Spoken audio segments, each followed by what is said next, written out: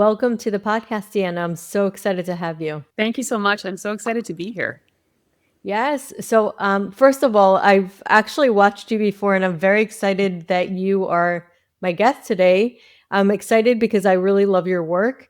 I think that it really fascinates me. Just the power of the fascia. The fascia is very magical. I would say it has powers that I think people are just starting to learn about. I do think that it also corresponds with a lot of what acupuncture does. So I'm so excited to dive in. So before we get started, I'd love for you to share a bit about yourself and how you got into the work that you're doing. Oh, thank you. Yeah, I love sharing this. So this started for me 26 years ago. At the time, I was 30 years old and I was really struggling. So prior to that moment, I was studying to be a certified athletic therapist, which I became when I was 25. And now I'm working with professional athletes, and I've learned all the things that you need to do to be fit. I'm dieting. I'm working out like Mhm. crazy. I'm in the gym doing weights, running Tai Bo. I mean, all of it. And the more I was putting that time and attention into my body, the more compressed, the more ballooned, the more toxic I became. So it was such a frustrating moment in time for me. I was like literally in a full blown depression because I'm putting the time and energy in and I'm not getting the results. And it's like, why are the rules of weight loss not applying to me? And it was more than my size and shape. It was literally how I felt so toxic inside and just that sense of failure for trying to do something so dramatic and getting results that were actually happening, but in the opposite direction. So by the time I was 30 years old, I made some big changes in my life. And the result of those changes I started having really severe anxiety attacks. And it was this one attack in particular that was really the foundation of my understanding of what was going on in my body and then creating this whole system, block therapy and fluid isometrics. In the moment, I actually thought I was going to die because I was literally frozen in fear. I couldn't catch my breath. So for some reason, I intuitively dove my hand into my belly. And the first thing that came to me was pain, but the pain brought me back into my body. So I'm like, okay, I'm alive, I'm breathing, all is good. Then I started intuitively exploring with my hands in the tissue. Now, as an athletic therapist up to that point, I always focused on deep tissue work. So I was very familiar with what scar tissue felt like in a body. However, because I carried my 50 extra pounds of weight largely in my belly, I hated that area of my body. I never touched it, let alone did I ever let anyone else touch it. So now I'm diving in. And what was fascinating was I felt that it was marbled with scar tissue, even though I hadn't had any injury or surgery in that area. So now I'm recognizing why when I'm coming home from a 5 mile run dripping wet with sweat, my belly would still feel cold. There was no energy getting into that space. Around the same time, I also had started the practice of yoga. And I had a wonderful teacher, and every 30, 45 seconds, she would be prompting us to breathe. And every time she did, I recognized I was holding my breath to some degree. So that also became a really foundational understanding for me. So I started fusing this together and working in my body with that intention in mind. And literally the second night that I did that same work in my abdomen, when I stood up, I felt taller.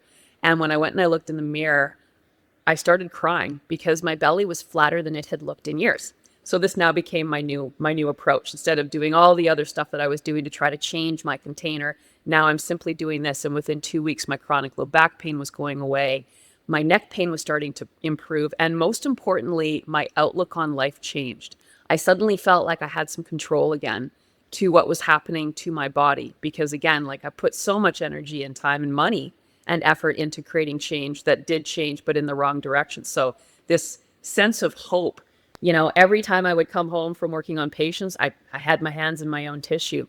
And it wasn't long before I started attracting therapists that wanted to learn what I was teaching or what I was doing, because the word was getting out how what I was now then applying to my patients was making dramatic change. So that was 26 years ago. And it was probably 2 years in where I really recognized I'm working in the fascia. I'm not working in the muscles or the ligaments like we're trained to do. I'm working in this other tissue. So that began a whole adventure for me of understanding the deeper layers of this. It's And so yeah, fascinating. that's where it The whole began. topic of fascia, I think a lot of people are starting to learn more about. And they're even finding that it's almost like a network of communication. What people don't realize, I mean, people, if anybody doesn't really know what fascia is, it's like, if you've ever skinned a chicken or saw, that connective tissue, that white tissue that connects the skin and the muscle. But not just that, the amazing thing about fascia, and I think it was really intriguing to me when I did yin yoga, and the guy was talking about it, and he said, because we're holding poses in a certain position for a long time, and he said once you release the fascia in one area, it actually impacts the whole, because fascia is all interconnected. It's like this web that not only is it under our skin, but it's also in between our organs. It goes really deep into our body. It's everywhere.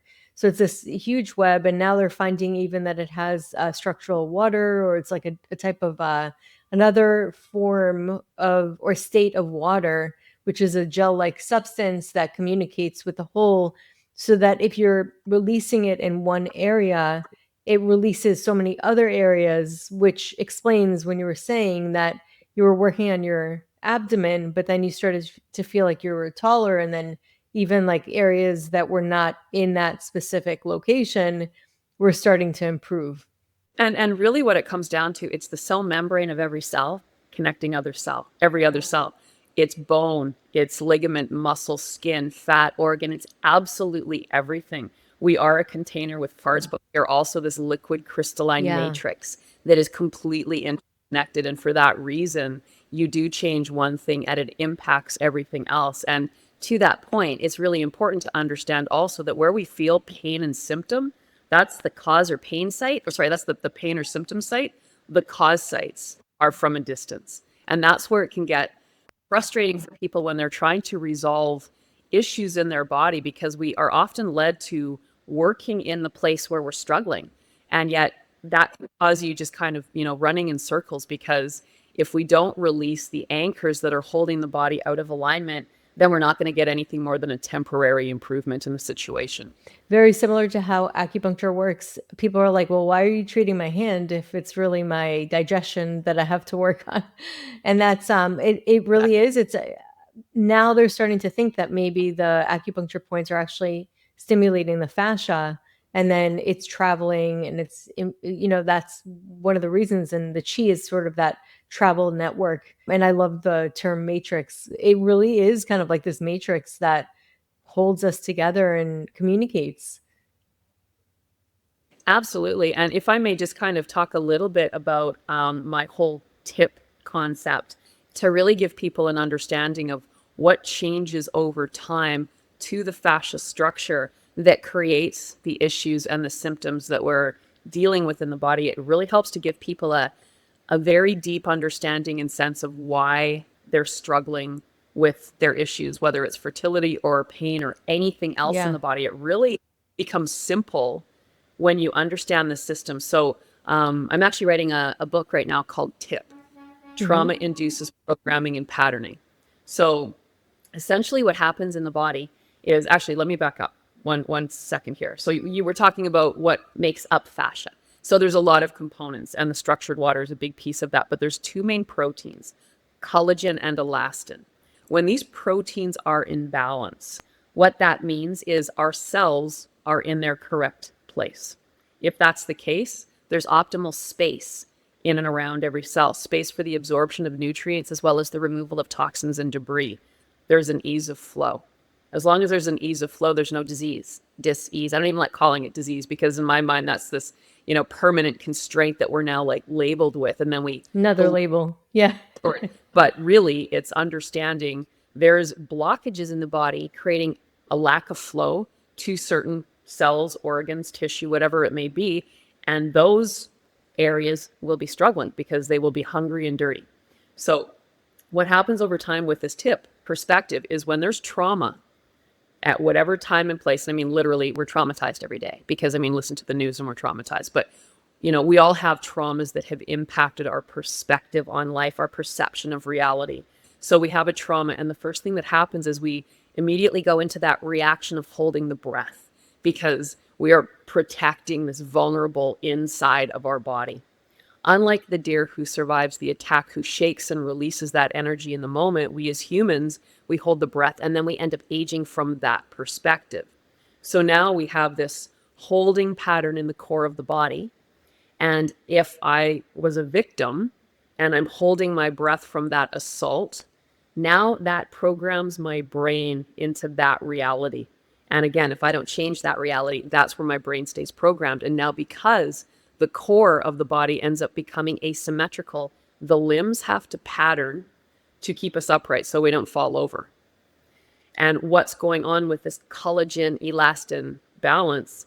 The collagen is the structural protein. The elastin allows mobility and freedom of movement. And when together, we have our form and we have that ease of flow. But when that collagen protein, that structural piece, starts to migrate to areas of need to stop us from literally tipping over, that creates barricades to flow. Just like scar tissue from an injury or surgery, which is basically a buildup of collagen in that area. It's a slow moving version of that reality, and it creates these grooves that we continue to move in over time.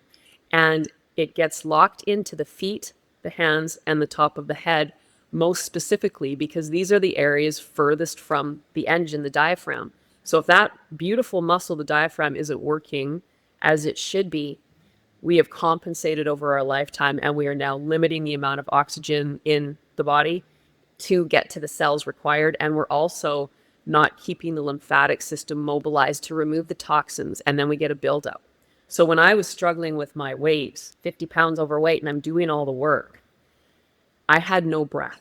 I was a Highland dancer when I was a kid. I was told to hold my stomach in. I had my whole raft of traumas that created that alignment for me. So the more I was holding my breath and trying to hold my belly in to look a certain way, the more I was forcing this upper chest breath, this very shallow, different breath. And we can feed the body. I read this in Stephen Cope's Yoga and the Quest for the True Self years ago. We can feed the body up to 600% more oxygen when we breathe diaphragmatically. That's 6 times. Not because we're pulling that more air into the lungs. Wow. Yeah, it's because That's we're bringing it significant. to the base of the lungs where the absorption is optimal. And also, they've proven 84% of weight loss comes through proper exhalation. And that was I was so excited when I heard that. I think it was 2014 that they did a TED talk on this. I'm like, well, there you go. Again, I'm working out, I'm dieting like crazy, but I'm not breathing, and my body's getting bigger. So understanding these components of what is so crucial to keep us healthy and aligned and moving forward through time, it's really about the fascia system keeping the body in balance. If our core is balanced, the diaphragm can work optimally. If it's not, then again, we're relying on these upper chest muscles to breathe, and it's limiting. Yeah, I wonder if that has anything to do with how we're processing energy in general, like the efficiency and possibly even leading to insulin resistance, because so many of us have that, but we can obviously shift that through food, but we can also maybe physically and mechanically shift it by releasing that detoxification from the body so that it works more efficiently, like really systematically. I'm actually just going to bring my camera down to show my core. So I just want to talk a little bit about what you just talked about with metabolic function. So our Yeah. diaphragm is the floor of the rib cage and everything above.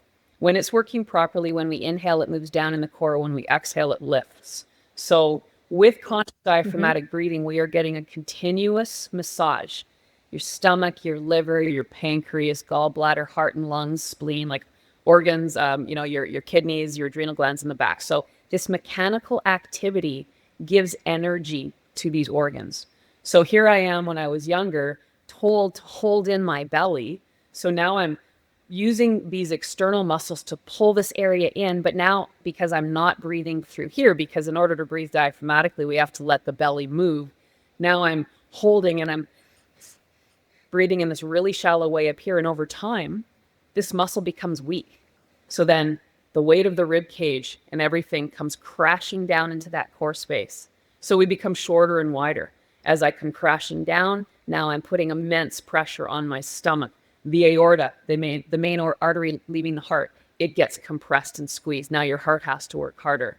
Your pancreas, designed, of course, to control blood sugar and so many other functions, it's not getting the energy it needs. How many people have fatty liver disease today? Because part of what keeps these organs healthy is the heating from the mechanical action.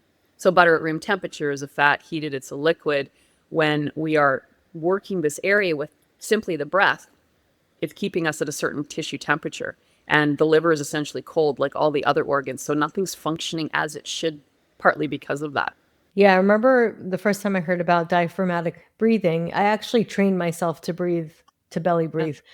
It took me a while. I was like, wow, this is so crazy because I've gotten into such a habit of not breathing from my belly, just being afraid of like my belly just coming out. And then I remember getting lots of compliments from massage therapists. Oh, you're a belly breather, because it was like it's rare. People don't, they forget to breathe the way they Yeah. did when they were younger naturally.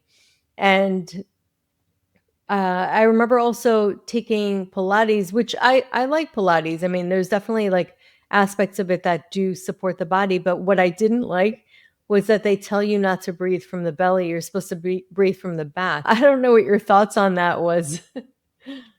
I'd be curious.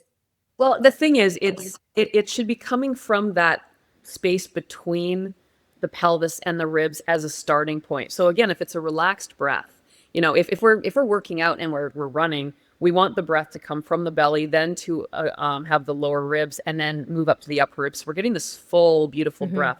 But if we're just breathing in a relaxed way, we're not working the body that much that we need that. Hmm. So it does need to start in the belly. Otherwise, again, we're not getting the air deeply enough into the lungs to really support that proper diaphragmatic breath. And it also helps with the stimulate the vagus nerve, and that Yes, helps with digestion. So when people are hearing this mechanical thing, it really encompasses like everything. it does. And I mean, to talk about digestion, it's so important, obviously. And again, like we're so pulled away from how we should be running this container that we get to live in. So part of what supports digestion, again, is that mechanical action and chewing.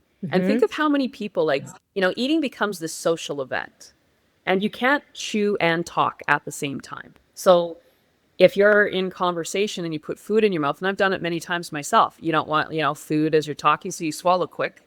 So now Hmm. you're not chewing properly. Now you're swallowing these big chunks of food that end up in your stomach container. And Hmm. because most people aren't conscious of proper diaphragmatic breathing, they're breathing up here. And now there's this food in this container that doesn't have the energy from the breath to actually help that digestive process. So people with leaky gut, people with digestive problems, diverticulitis, like whatever it is, right? Like all of it really comes down to the same thing. The entire system is stressed, and wherever you happen to be compressed, creating blockages for flow, we're going to start to see some buildup of adhesion and issues as a result. What are some of your suggestions? Because I know you do a very unique type of therapy, which is called block therapy. And I've heard of people doing that and saying that they felt a huge release. How does that work? And how does that work to really release the body and the fascia, just generally speaking? So, back to the whole concept of TIP, again, trauma induces Hmm. programming and patterning. It really comes down to understanding how to release the body in the pattern and how to release that accumulation of those collagen proteins that have trapped lymph, negative emotion, toxins, all of the things, how to release that. So we use tools that are made from wood. This is the Hmm. Block Buddy, this is the Block Baby. So our starter program Hmm. has both of these tools, or you can get one or the other. If you're over 5 feet, the big one. If you're under 5 feet, the small one. The thing is, what we do is we always start in the belly position, no matter what area of the body we're focusing on. We're going to start in the belly so that we can, first of all, teach you where the breath should come from. And we really do Hmm. reinforce focusing on a longer exhale than an inhale for the reason that it increases the carbon dioxide in the body, which is required for the oxygen to leave the hemoglobin and get into the cell. So many people that are doing these Hmm. breathing exercises, they're missing that component. So you might be pulling more air into your body, but again, if the oxygen isn't getting into the cell, it's not really doing what we want it to do. And so when we're in position, no matter if it's there or anywhere else in the body, and we work the entire body in a systematic way, we have you in a position for a minimum of 3 minutes because we can't rush through melting adhesion. It takes time. Pressure over time in an area creates heat. And then teaching people proper diaphragmatic breathing turns on your body's internal furnace. So it's a really beautiful passive form of getting profoundly deep through the layers. When you're in position, we also teach you how to look for the pain, but as your breath is your guide. So you become the person responsible and also connected intuitively to your own system where you started to fall out of balance because pain equals adhesion. Pain is not something to fear. Pain is like the baby cry. It's your cell letting you know, mom or dad, you want me to thrive for you. However, right now you're squishing me or you're starving me or hydrated or exhausted. So all of these symptoms that we feel that we've been told to mask, they're things that we want to actually understand and know. We want to understand if we put our hand on that burning element, we want to feel pain. So we pull that hand away. We don't want to mask it and continue to let the tissue fry. So that's the thing when we're in these positions, it's such a beautiful exploration of your deeper parts of your body. And the thing is, pressure overrides pain. The pressure fibers in the body are larger than the pain fibers. So when you start to connect with the breath into the body, it suddenly becomes a good pain. And then we teach you, okay, now I'm starting to feel really good. Okay, now let's actually search for those deeper adhesions, that deeper pain. And we want to get to the bone because that's where those adhesions will root with the most profound force up to 2,000 pounds per square inch. And that's why we don't move on the surface. We are settled in and then we are moving through the layers in that shearing action. That allows us to deep sea dive. If we do something that's on the surface where we're rolling and we're using a different tool that might be more porous in nature, that might be plastic, or people use tennis balls, that will give you some surface improvement, but that's not going to actually get to the root of the issue. So you'll only get like temporary benefit. So that's the thing about the tools and why they're made of wood, because bone and wood are similar in density and they actually love each other. It's very supportive to the nervous system to have that pressure over time with that breath. It absolutely turns on the parasympathetic, which we should be in 80% of our day. And yet most people are sympathetic 100% of their day, even when they're sleeping. We're not really getting that restful sleep anymore. Oh my God, it's so true. I think that we just, I see it as the yin and the yang, and we're way too young. You know, young is like fire, dry, and think about what happens when we're sympathetic. Our mouth dries, moisture goes away. So it really, it can really deplete us 100%. And I agree. You really need to be in a growth state, which Exactly. happens in parasympathetic. And then the third pillar of, so there's three pillars to my work: creating the space lost through time through the process, inflating that space with blood and oxygen. Then think of a cell, or sorry, think of a balloon fully blown up. It's round, it glows, it almost defies gravity. That's how we want our cells to be. We want to be able to glide through life and to stay youthful through time. Take half the air out of a balloon, now it becomes wrinkled. Dirt and debris get trapped in the creases and it becomes heavy and it starts to fall to the earth. So that's what's happening in our body if we're not conscious diaphragmatic breathers over time. Suddenly our cells start to lose that fullness. We start to accumulate the dirt and the debris in the spaces. Those collagen proteins start to migrate to areas of need so we don't tip over from that lack of fullness that we want through the breath. And I don't mean fullness in the negative way. I mean fullness in the positive right way, to keep that space, that balloon fully blown up. So that's the second pillar. When we open up the space, we drive the breath into there. So the new cells that are getting awakened actually take that fuel and then they start to do their job for you. And then the third pillar is understanding proper postural foundation so we don't continually pull back into those negative patterns. And we make it really simple through the process that we've created. Amazing. And so have you seen certain conditions get alleviated, or are there like certain patterns that you've personally seen? Any and all of them. And that's the really cool thing about fascia, because it Wow. literally innervates every cell. If you have neuropathy from diabetes, if you have MS, if you're struggling like me with size or shape, if you have cellulite, if you don't like the way your body's going through aging, if you've had chronic pain for a number of years, if you have an acute injury, you know, how do you handle it in a different way than what we're initially taught? If you have issues with fertility, gut health issues, anything and everything comes down to our structure and our form. I live in a building here in Winnipeg, and it can be minus 40 Celsius in the winter. Sometimes it can be crazy cold. I can have the best, most expensive everything inside my container. If my window breaks and I can't fix it, I will die. And that's the thing, like we really have to recognize the Hmm. value of the container, that cell membrane, the fascia. If it's compromised, so will that cell's health be, and then our health, because it's all connected. If those cell membranes stay intact through our ability to be conscious of alignment and breath, then we can handle so much. Like this body that God created for us is just truly remarkable. And I do truly believe we are just uncovering even a percentage of the potential of what we actually have capable if we really knew how to look Hmm. after ourselves properly. Oh yeah, I agree with that.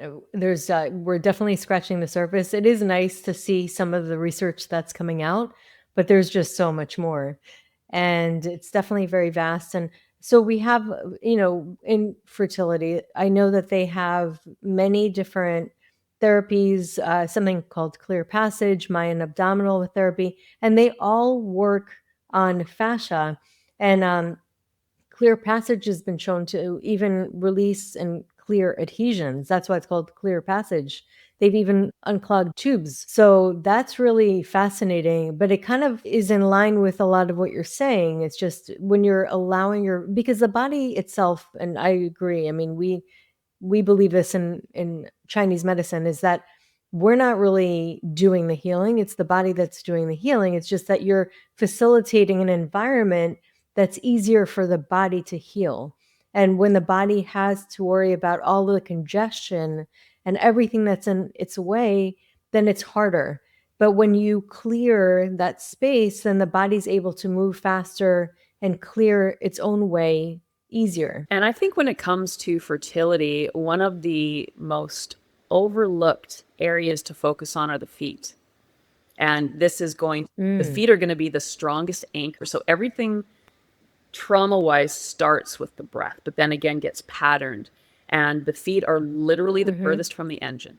So whenever I'm looking at a body, I always look at the alignment of the feet. And there's always one foot, usually the right one, that acts like a flat tire. Of Mhm. driving a car with that right front tire flat, it pulls the wheel and everything about the car into that system. If that tire doesn't get pumped Mhm. up, there's going to be breakdown in other parts.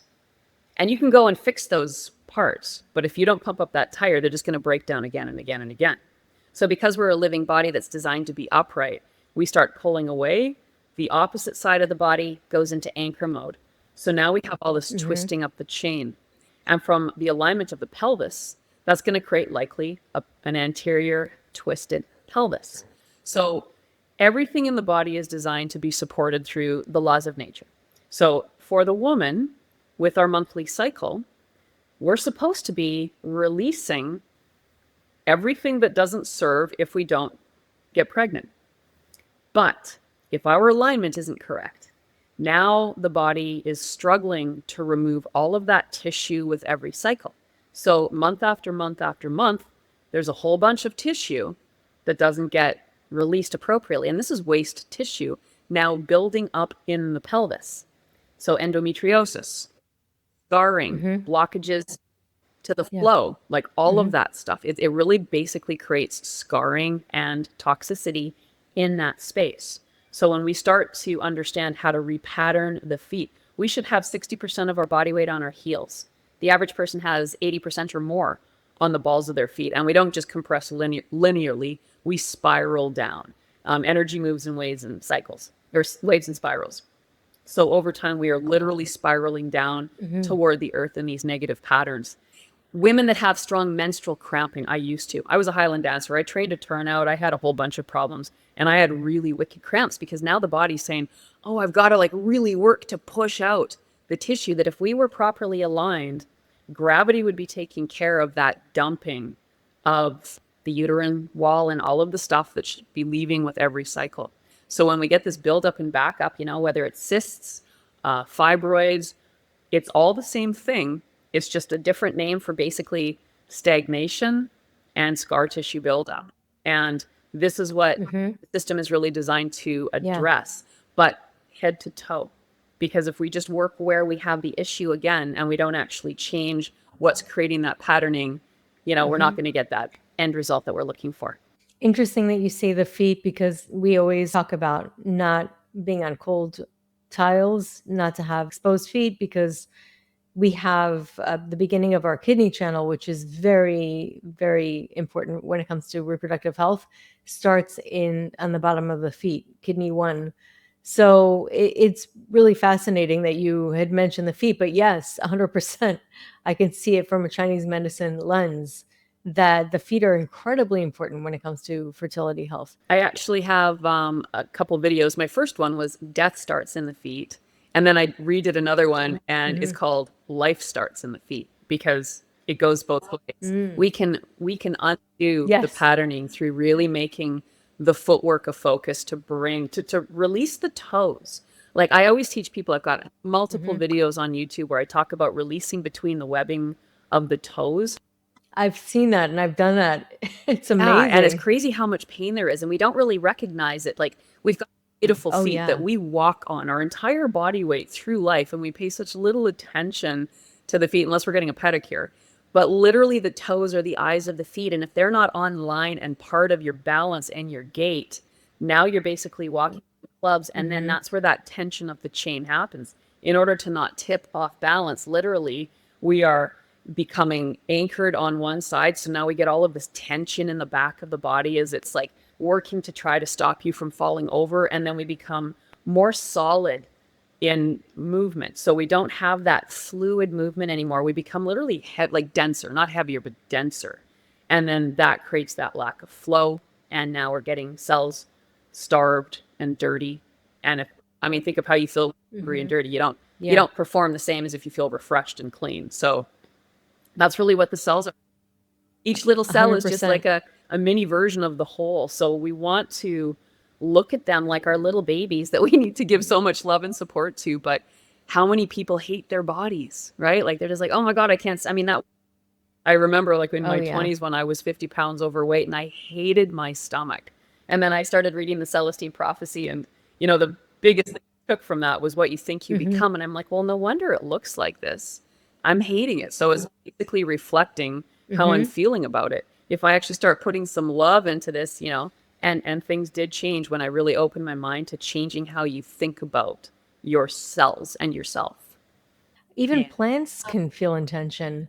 If you speak to a plant, if you give it attention, it will do better than one that does not. I mean, they've even seen it with the water, messages in the water. It's really fascinating. And really, what's fascia? It's all water. Your body's water. Like so much of it is water. It carries that information, and water does carry information. It has memory. It sure does. Yeah. And those little things like and of course, everything takes a little time to kick in. So you think, well, I remember when I really started recognizing this, the first thing I did was I did not love my body. The first thing I did was I took my clothes off.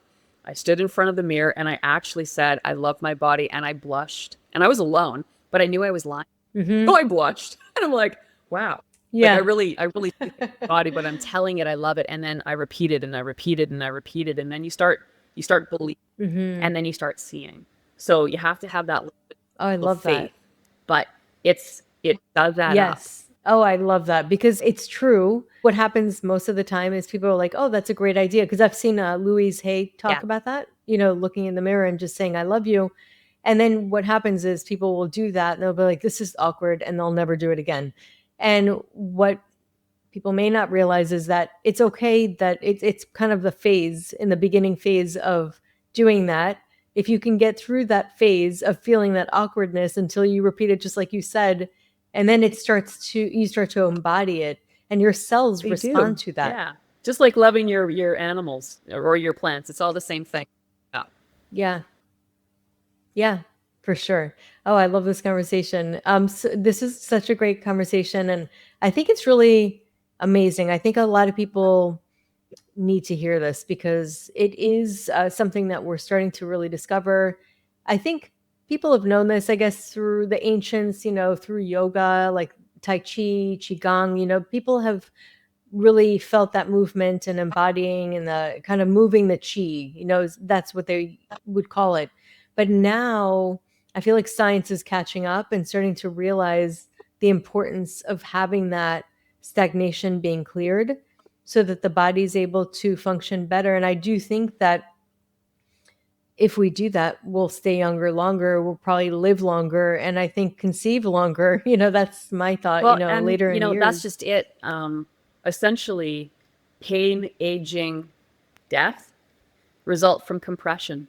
So if we can understand that through that full exhale, where that plate of muscle in the core of the body is moving up against gravity, that allows us to walk through time without that compression. Now, we're starting at a place of patterned compression. With this work, we can put the space back into the body that time has taken away as we pull out the trauma, the patterning, bring the body back to balance, and then really make diaphragmatic breathing your focus. And again, this is free, right? Like, we were born to breathe this way. And what's unfortunate today is Yeah. my generation, I'm 56. My generation, like, we were breathing diaphragmatically as a baby, and then over time, pain, fear, and stress causes you to reactively hold the breath. That's the trauma piece.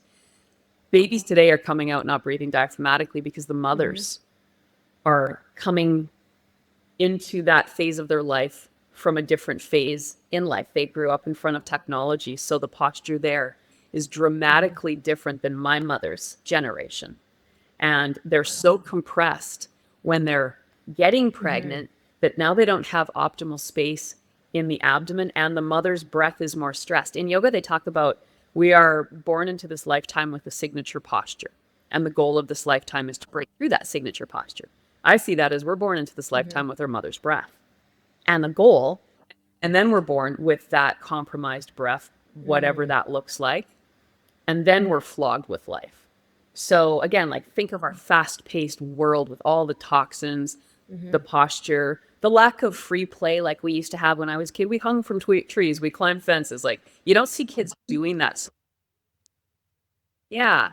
So now the kids are coming out from a different container and they're more compromised.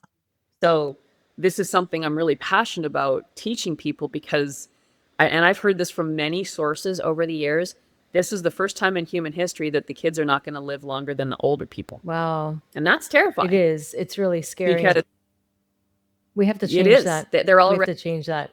yeah, Yeah. we do. Yeah. And this is one of the things that It's is unacceptable. impactful in. Yeah. So, well, honestly, this is such an important conversation. It's an amazing, fascinating one, but it's just as important. And I think definitely it's going to shift a lot of minds, which I always love on the podcast, to bring in guests like you that shift perspectives and ways of thinking about the body, really. And the fact is, the body is incredibly resilient. It wants to heal. It wants to thrive. It was programmed to thrive. So it's just about us kind of finding the ways to help it do so. So for people listening that want to learn more about you, maybe see your videos, how can they find you? My website is blocktherapy.com, and I've got tons and tons of YouTube videos and sharing, how to do the work on YouTube, Block Therapy. My favorite place to direct people is actually my private Facebook community, Block Therapy Community. I've got over 25,000 members, and what's lovely there is I've got 2 people that moderate it, 2 of my instructors, but you will also be supported through people that have gone through this for their own personal things. And it will be anything and everything. So if you pop in there and you say, does anybody have anything to share regarding blocking with MS or Parkinson's or fertility issues or great. endometriosis or whatever that is, there's going to be people in there that will be there to support you as well along the way. So I love directing people Wonderful. there. Such a beautiful, supportive place. That's wonderful. That's so great. Well, thank you so much, Deanna. This is a great conversation. I really am so thankful you came on today. Thank you, Michelle. It's been such a pleasure to chat with you.